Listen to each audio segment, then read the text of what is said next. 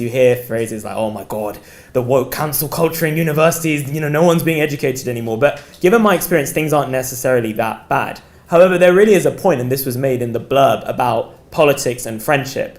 Now, I would argue that usually the former should, politics and friendship, so the friendship should transcend politics. But what's happening now in the current age that we're in is we're seeing the other way around. We're seeing politics transcending friendship, assuming I got the order the right way around. And I personally haven't had this problem, but I know a lot of people doing it. And as Sam said, we don't want to say things that kind of offend other people. We're groupish creatures. We like people pleasing. And therefore, in the current age that we live in of Gaza and trans and everything else, dissent, challenging, disagreeing is actually really difficult. So I've seen this personally with Israel-Palestine. So I have friends who are not even taking sides, but have been cancelled by their own friends because they're not failing to criticize Israel. Same thing with an event I organized last year at my university with Nina Power, who's actually here today and just spoke an hour ago.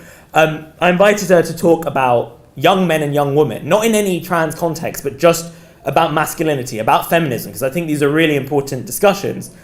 But as some of you might know, Nina was also a gender-critical feminist, which at a university is like a recipe for hell and disorder. And one of my friends said to me a few weeks ago, Vinay, we don't have enough women in the society. So me being me, I thought, okay, well, let's just invite a feminist then.